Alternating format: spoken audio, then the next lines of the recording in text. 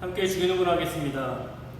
하늘에 계신 우리 아버지, 아버지의 이름을 거룩하게 하시며 아버지의 나라가 오게 하시며 아버지의 뜻이 하늘에서와 같이 땅에서도 이루어지게 하소서. 오늘 우리에게 일용할 양식을 주시고 우리가 우리에게 잘못한 사람을 용서하여 준 것 같이 우리 죄를 용서하여 주시고 우리를 시험에 빠지지 않게 하시고 악에서 구하소서. 나라와 권능과 영광이 영원히 아버지의 것입니다. 아멘. 찬송가 446장 찬양하겠습니다. 찬송가 446장입니다.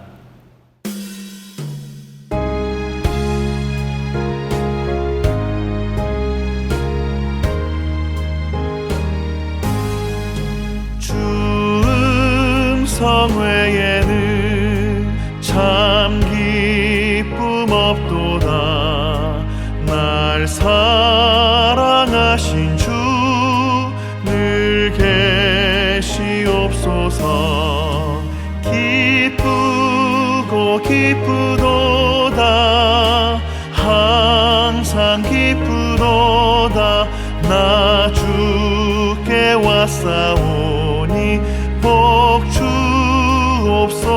주옵소서. 나 주께 왔으니 복 주시옵소서. 주 함께 계시면 근시험 이기네. 기쁘고 기쁘도다. 항상 기쁘도다. 나 주께 왔사오니 복 주옵소서. 주 떠나가시면 내 생명 헛되네.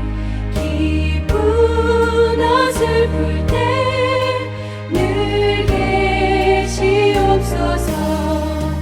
기쁘고 기쁘도다. 항상 기쁘도다. 나 주께 왔사오니 복 주옵소서.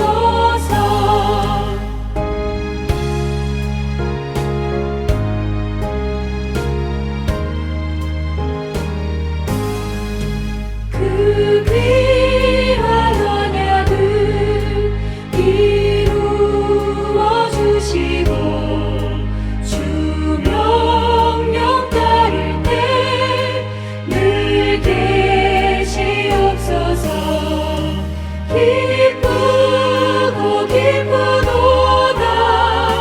항상 기쁘도다. 나 주께 왔사오니 복 주옵소서.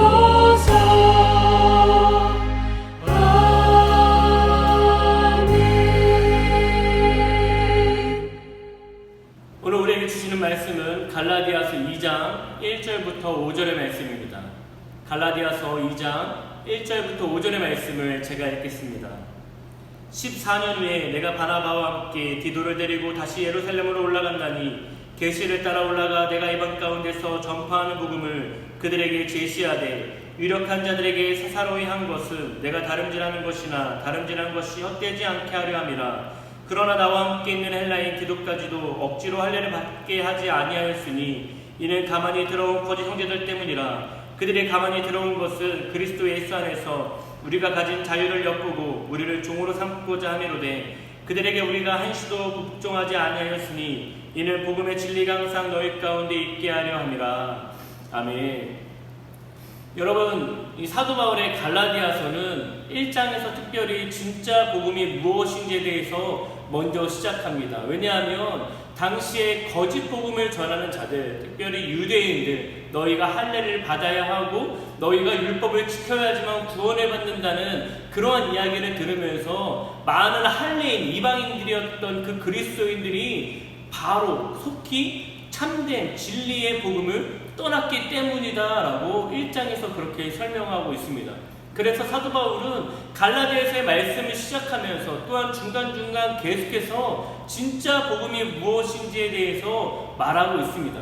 그러면서 가장 먼저 자신이 복음을 경험한 것에 대해서 이야기하는데, 자신은 다른 사람들의 가르침을 통해서 복음을 경험한 게 아니라 나는 하나님께서 특별하게 나에게 계시하셔서 내가 그 복음을 깨달았다라고 이야기합니다. 단순히 그렇게 하나님과의 만남, 그 특별한 계시 한순간으로부터 복음이 정리된 게 아니라 그는 하나님의 특별한 만남 이후에 다른 사람들, 가족들, 또한 친인척들, 특별히 사도들을 만나지 않고 아라비아로 가서 자신이 하나님과의 시간을 3년이라는 시간 동안 보내게 됩니다. 아마 사도 바울은 그 3년이라는 시간 동안 내가 경험한 것이 무슨 의미인지, 또 복음이 어떤 것인지 하나님과의 친밀한 교제 가운데에 깨닫게 되고 정리되는 시간을 가졌을 것입니다. 그리고 그곳에서 3년의 시간을 보낸 후에 예루살렘으로 올라와서 베드로와 야고보를 만나게 됩니다. 그들과 함께 주일하는 시간을 통해서 내가 그렇게 확인하려고 했던 건 아니지만 자연스럽게 확인되었을 것입니다. 내가 믿는 복음, 내가 지금 알고 있는 복음이 저 베드로와 저 야고보와 같은 복음이구나, 이런 것들을 깨달았을 것입니다. 동시에 이 야고보와 베드로 또한 저 사람이 이전에는 나를 핍박하던 사람이었는데, 예수님을 믿는 자들을 잡아다가 옥에 가두는 사람이었는데, 저 사람이 갑자기 복음에 대해서 이야기 시작하는 것입니다. 그런데 들어보니까 그것이 다른 복음이 아니라 내가 알고 있는 그 복음과 동일한 복음이었다는 것입니다. 여러분, 오늘 본문 1절에서는 14년 후에 다시 이 사도 바울이 예루살렘으로 올라가게 됩니다. 그런데 그렇게 올라갈 때 그냥 올라간 것이 아니라, 자신의 뜻으로 올라간 것이 아니라 하나님의 뜻을 따라 올라갔음을 오늘 본문을 통해서 우리는 알 수 있습니다. 2절의 말씀입니다. 계시를 따라 올라가 내가 이방 가운데서 전파하는 복음을 그들에게 제시하되. 여러분, 사도 바울은 이 14년 만에 예루살렘으로 올라가는데 자신이 가고 싶어서 누군가를 만나기 위해서 그러한 자신의 생각과 마음으로 움직였지 않았음을 고백하고 있습니다. 사도 바울은 이렇게 고백합니다. 계시를 따라 내가 올라갔다. 하나님의 뜻을 따라, 하나님의 인도하심을 따라서 내가 올라갔다고 말하는 것입니다. 여기서 우리가 사도 바울을 통해서 배워야 할 것은 이것입니다. 우리는 하나님의 뜻을 따라서 살아가야 합니다. 하나님의 말씀을 따라서 살아가야 합니다. 하나님의 인도하심을 따라서 살아가야 합니다.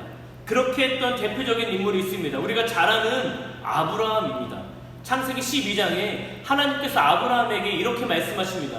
너는 너의 본토 친척 아비집을 떠나서 내가 너에게 지시할 땅으로 가라 라고 이렇게 말씀하십니다. 그러자 12장 4절에서 아브라함이 이렇게 말합니다. 이에 아브라함이 여호와의 말씀을 따라갔고. 여러분, 어디로 가라? 너는 저기 저 산으로 가라. 어떤 뚜렷한 명확한 지리를 말씀하신 것이 아니었습니다. 그냥 내가 너에게 지시할 땅, 아직 말하지 않은 그 땅으로 가라고 말씀하신 것이었습니다. 그럼에도 불구하고 아브라함은 하나님의 말씀을 따라갔다고 표현하고 있습니다.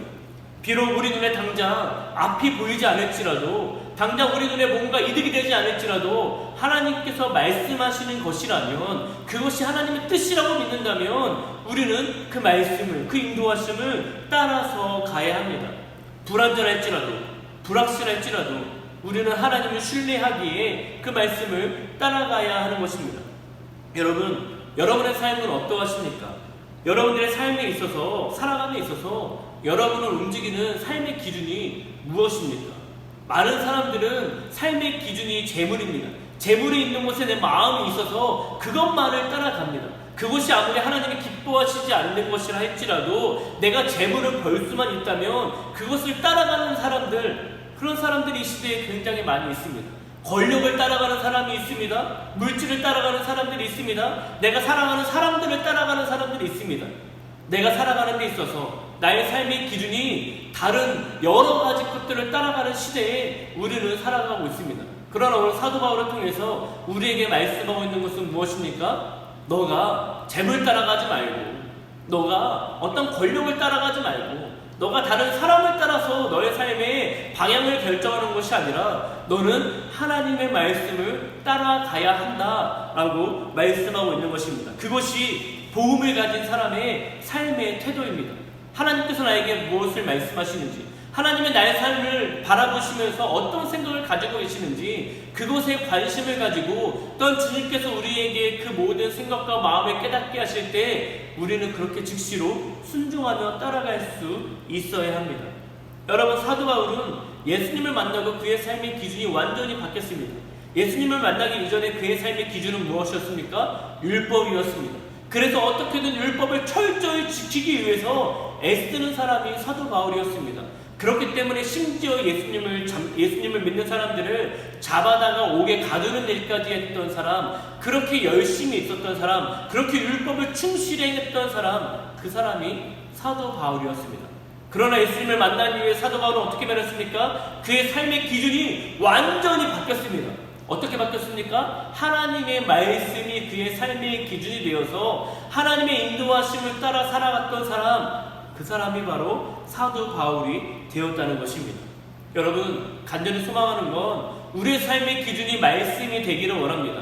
하나님께서 나에게 무엇을 말씀하시는지, 내가 비록 용서할 수 없다고 생각하는 사람이 있는데 하나님께서 나에게 용서하라고 말씀하신다면 우리가 기꺼이 그 말씀을 따라 용서할 수 있는 것, 비록 내가 지혜의 길을 따라가다 보면 내가 재물적인, 경제적인 능력이 안 되더라도, 어렵더라도 내가 그 모든 것을 다 포기하고 주님을 따라갈 만한 그러한 삶이 우리의 삶이 되기를 간절히 소망합니다.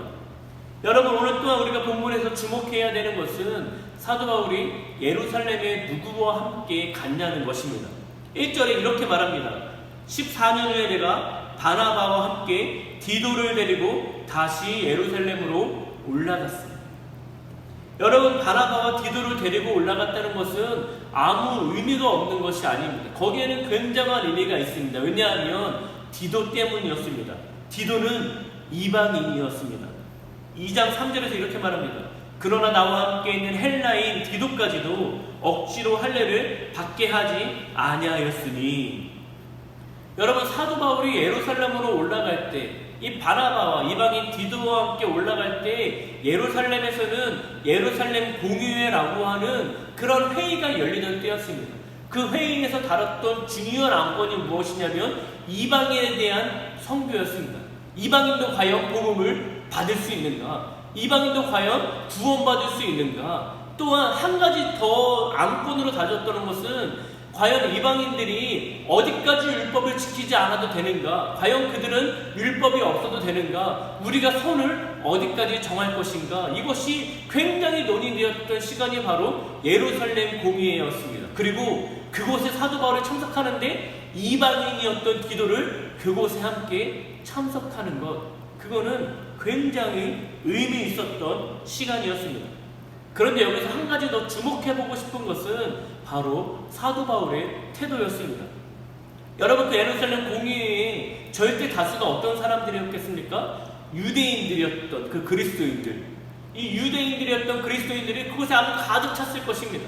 그런데 거기에 사도 바울과 바나바와 이방인 디도, 이 세 사람은 그들과 조금 다른 생각을 가지고 있던 절대 소수였던 사람들이었습니다.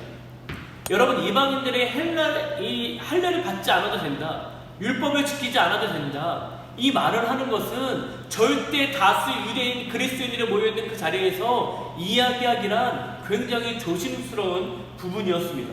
그럼에도 불구하고 사도 바울은 하나님의 말씀을 따라갔고 그들에게 이방인들의 할례를 받지 않아도, 또한 율법을 지키지 않아도 그들의 구원을 받을 수 있음에 대해서 이야기합니다. 그리고 그 예로 이 이방인 디도에 대해서 이야기를 하는 것이죠. 여러분, 저는 이 부분에서 우리가 배워야 할 것이 있다고 생각합니다. 하나님의 뜻이라고 믿는다면 과감하게 자신의 의견을 제시할 수 있어야 한다는 것입니다. 서양 쪽의 문화에서는 이것이 좀 덜한 것 같습니다. 서양에서는 나이가 많든 적든 그들의 주의가 무엇이든 자신이 어릴지라도 자신의 의견을 굉장히 자연스럽게 많은 사람들 앞에서 이야기하는 것들을 종종 보곤 합니다. 그런데 동양의 문화에서는 이것이 굉장히 어렵습니다.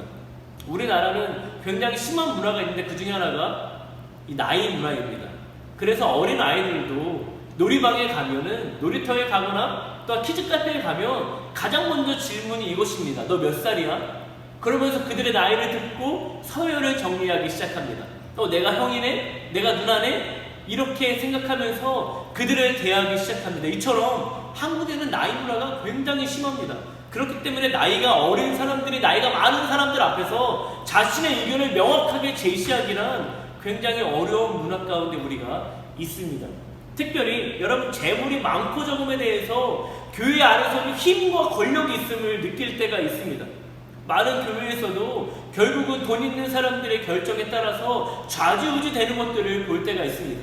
여러분 이것 또한 한국의 또 다른 문화입니다. 또 어떤 문화가 있습니까? 교회 안에서는 직분이 있습니다. 이 직분에 따라서 내가 목사면, 내가 전도사면, 내가 장로면, 내가 항공직이면 뭔가 더 내가 의견을 제시할 수 있을 것 같고, 내가 그냥 집사나 특별히 청년들, 이 청년들이 어떠한 자신의 의견들을 제시하면 무시를 당할 수가 있다는 것입니다. 왜냐하면 나이도 어리고 경험도 없고 그들은 이곳에서 직분이 아무것도 아니기 때문입니다. 그런데 진짜로 우리가 생각하고 내가 제시하려고 하는 것이 진리라고 믿는다면 우리는 과감하게 그 진리를, 그 하나님의 뜻을, 의견을 제시할 수 있어야 합니다. 절대 소수의 의견이라 할지라도 의견을 제시할 수 있어야 합니다. 내가 경제적인 능력이 아무것도 없다 할지라도 우리는 그것이 하나님의 뜻이라고 믿는다면 우리는 그 의견을 제시할 수 있어야 합니다. 내가 비록 교회에서 청년이고 아무 경험이 없다 할지라도 그것이 하나님의 뜻이라면 우리는 하나님의 그 뜻, 그 의견을 제시할 수 있어야 합니다. 하나님께서 사용하신 선지자들이나 제자들은 나이가 많은 사람들이 아니었습니다. 그들은 세상에서도 보잘것이 없는 사람들이었습니다. 특별히 여러분 제자들을 생각해 보십시오. 여러분 베드로의 직업이 무엇이었습니까? 어부였습니다. 하루 고기 잡아서 하루 먹고 사는, 그렇게 뭔가 사람들이 생각할 때에는 굉장히 천박해 보이는 사람, 그 사람이 베드로였고 어부였습니다. 그들은 담대히 하나님의 복음을 전했습니다. 진리를 선포했습니다. 하나님의 말씀을 선포하자 3,000명이 주께로 돌아왔습니다. 어떻게 이런 일이 있을 수 있습니까? 하나님의 뜻을 따라서 자신의 생각과 믿음을 선포했던 것입니다. 여러분 또한 사람들이 매국노라고 할 만큼 적대시했던 사람, 세리, 그 사람도 하나님의 예수님의 제자 중에 한 사람이었습니다. 그들이 하나님의 복음을 전했습니다. 여러분 내가 무엇을 가졌는지, 내가 어떤 경제적인 능력을 가지고 있는지, 내가 교회에서 직분이 무엇인지, 내가 세상에서의 지위가 어떠한지 그것과 상관없이 정말로 하나님의 뜻이라면, 그것이 하나님이 원하시는 것이라면 우리는 어떤 것이든지 의견을 담대하게 제시할 수 있어야 합니다. 그것이 하나님의 뜻이기 때문입니다. 여러분 우리는 하나님의 뜻을 따라가는 삶을 살아가야 합니다. 다른 것이 우리의 삶의 기준이 되어서는 안 됩니다. 오직 하나님의 말씀이 우리의 삶의 기준이 되어야만 합니다. 또한 우리는 소수의 의견이라 할지라도, 내가 아무런 능력이 없고 내세울 만한 것이 없다 할지라도 그것이 하나님의 뜻이라고 믿는다면 우리는 담대하게 그 의견을 제시할 수 있어야 합니다. 그렇게 될 때 하나님의 뜻이 그곳 가운데 이루어지게 되는 것입니다. 그런 은혜와 능력이 우리 모두의 삶 가운데 충만하기를 간절히 바랍니다. 기도하겠습니다. 하나님, 오늘 사도 바울이 하나님의 말씀을 따라갔다라고 이야기하고 있습니다. 하나님, 그러한 고백이 우리의 삶 가운데도 들려지게 하여 주옵소서. 또한 주님의 뜻을 따라갈 때 하나님 우리 안에 담대함을 허락하여 주셔서 비록 절대 소수의 의견이라 할지라도 하나님의 뜻이라고 믿는다면 담대하게 하나님의 뜻을 또한 의견을 제시할 수 있는 믿음이 우리 안에 있게 하여 주옵소서. 그래서 그 공동체가 하나님께 영광을 돌릴 수 있는, 하나님의 뜻을 이루는 공동체 될 수 있도록 축복하여 주옵소서. 감사드리며 예수님의 이름으로 기도합니다. 아멘.